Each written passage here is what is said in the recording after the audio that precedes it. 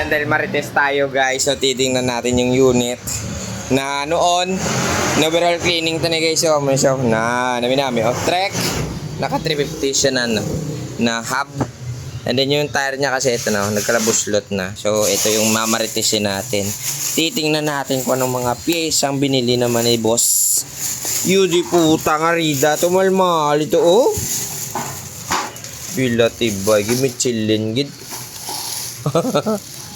Malamal-mala mo. Oh. Mahal. Tapos may dala pa di sa, oh.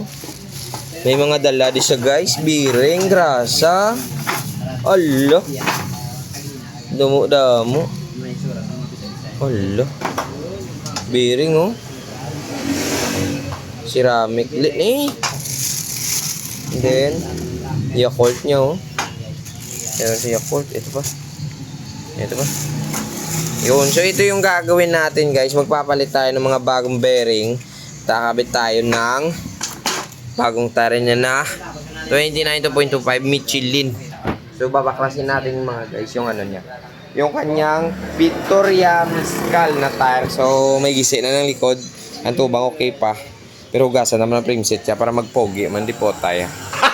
Gago! Nakita ko dito may tama to eh. Malaki yung tama eh. O ayan, sabi ko na nga ba eh, malaki yung tama nito eh. So request ni Idol guys. So tanggalon daw natin yung mga bearing dito sa head part. Uy, ganda ng kanyang bearing, oh. Gold. Yung ilalim. Uy, gold man to, oh. Uy, pero ang balya ba nimbiwan na. Yung butong bracket mo dyan na, oh. Oo, niya na.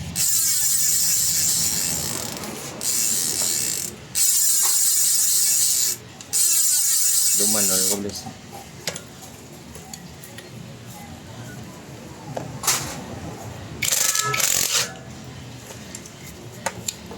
There were times that no man to age. Dito na. Tanggalin natin lahat. So, islanded ni tanan bearing guys ang iyang mga hub, no. So, kailangan fresh na dapat magbalik tas na natin mag-air.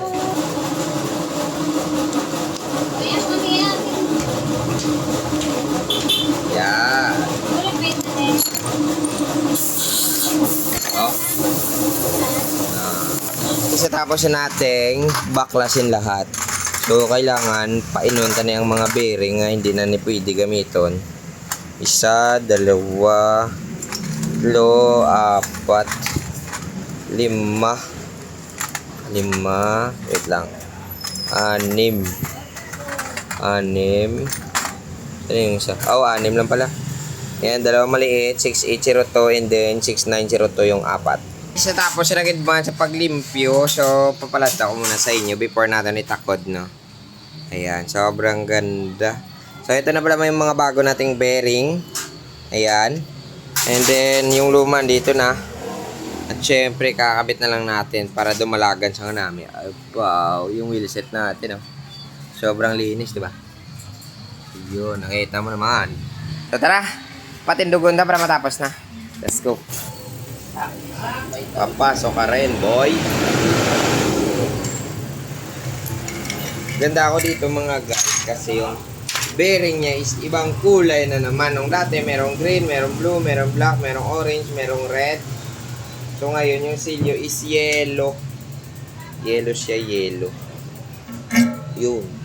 Ito siya. Yellow yung kabila black. Pero yung black yung ilagay natin. Ganda, diba? A few moments later. So ayun na guys, natapos na natin ang Excalibur nga trek, no, sa paglimpyo, pagilis ka bearing, and then nag-change tayo ng bagong nga tire. So ang dagway guys, mo no. Ano may bago tire, oh, bilatibay, bago bearing. So amo na siya mga guys, kapag nagapakondisyon ka sa bike mo, need talaga gapangayo sa mga parts nga kinanglan islan para at least hindi ka marimalaso sa dalan. So syempre namin gidang buaya eh, diba? Yabaw! Fuerte!